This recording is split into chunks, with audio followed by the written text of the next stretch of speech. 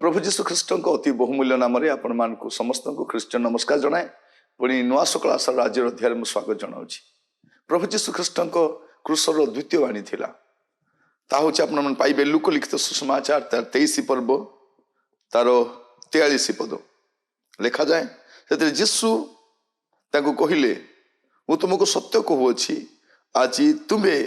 मोहर सहित पारदीस उपस्थित हब। प्रभु जीशु ख्रीष्ट जड़े चोर को जे जीशु को क्रूसरे देखिला परे आपनार पाप निजे करथिबा कृत अपराध को से बुझी पारुछि। एई जो जीशु क्रूसरे मो सहित अछंती से कौन सी दोष करना कौन सी त्रुटि करना कौन सी पाप करना एपरी जड़े निर्दोष व्यक्ति क्रूसरे हत होउछंती। से हृदयंगम कले जे ये मनीष नुहंती ईश्वर अटंती आउ से तांको प्रभु भाव में ग्रहण कले। आउ से गोटे कथा कहउछन चोर जनक प्रभु आपण राज्य में प्रवेश कले मते स्मरण करिवे। जीशु तांको गोटे सुनिश्चितता दौरान कौन बोली कहउछंती मु तुमको सत्य कहूँगी आज तुम्हें मो सहित पारदीस उपस्थित हब। पारदीस उपस्थित हब आज आप कहवाई चाहे आपण जीवन कि प्रकार मु जाने ना आपण किपरि जीवन काटुछन ताहा भी मु जाने ना किंतु एतिकी जाने जदि आपण जीशु को कथिरे आपण पाप भूल दोष अपराध को आप ग्रहण कर नेबे मानि नेबे आज आपण मध्य उद्धार पाई परिबे। आज प्रसंग होछि आपण पई सुजोग अछि आपण पई सुजोग अछि सुजोग अछि मोर प्रिय भाई मोर प्रिय भौणी आज सुजोग अछि। आज कौन करें आपण जीवन को सजाड़ी पारे कारण आज परित्राण दिन अटे। द्वितीय संवाद आम को गोटे सुनिश्चितता दिए जदि आमे निजे अपना अपना पाप स्वीकार करवा अपना अपना पापरू फेरवाई अपना मंदतारू फेरवाई अबाटू फेरवाई आज संकल्प नेबा आज प्रभु आम गोटे सुनिश्चितता देवाई चाहती तुम्हें मो सहित पारदीस उपस्थित हो पार आपण जीवन को सजाड़ी पारे। आज गोटे सुवर्ण सुजोग अच्छी प्रभु आम को अनुग्रह करूँ खाली मुझे पचारे चाहे आपण सुनिश्चित कि जदि आज आपण को जगत छाड़ापी हुए चोर जनक सुनिश्चित है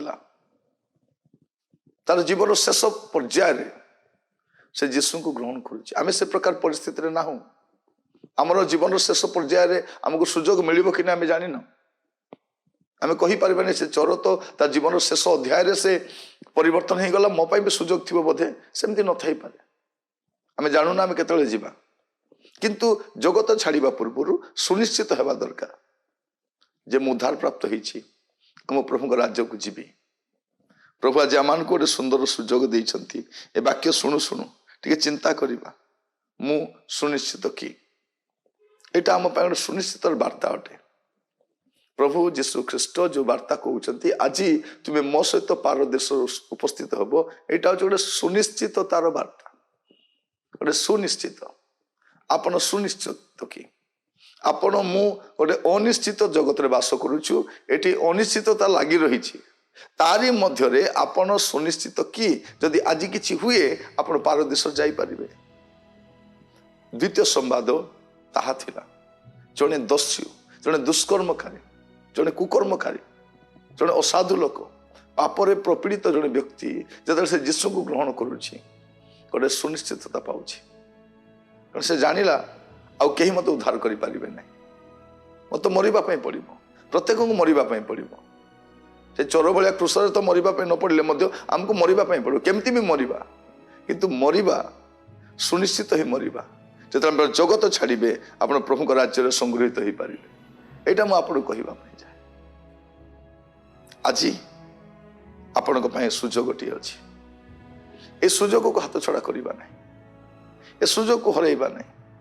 कहीं एमती सुजोग बारंबार आसी न पारे आज संवाद आपण ए क्रूसर द्वितीय बाणी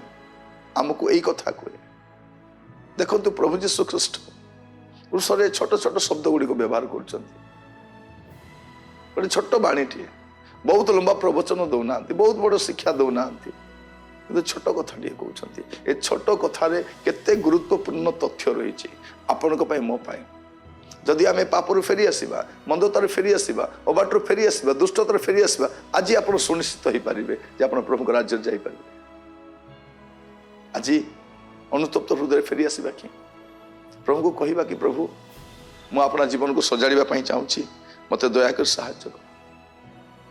मो बाटर फेरवाई चाहूँगी मो मंदतार फेरवाई चाहूँगी मो दुष्टतार फेरवाई चाहूँगी मत दया कर से प्रस्तुत अच्छा साहाय्य करने चक्षु बंद करवा पदे प्रार्थना करवा मु प्रार्थना करने समय आपण आपण जीवन को समीक्षा करूँ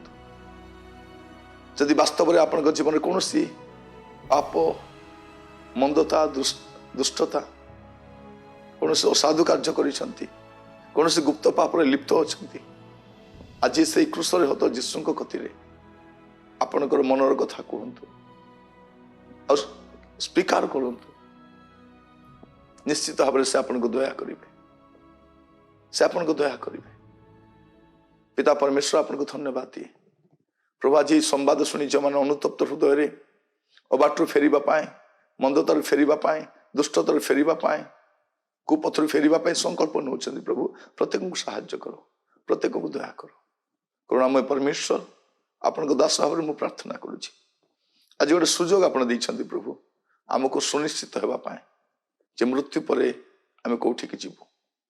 धन्यवाद दूची प्रभु ए वाक्य शुणी जो मैंने आज अनुतप्त हृदय जीवन को सजाड़ी से दयाकर आशीर्वाद कर प्रार्थना मोर प्राणर प्रिय जीशु नाम मांगिली आमेन प्रभु आपण प्रत्येक को बाहुल्य रूप आशीर्वाद करंतु नमस्कार।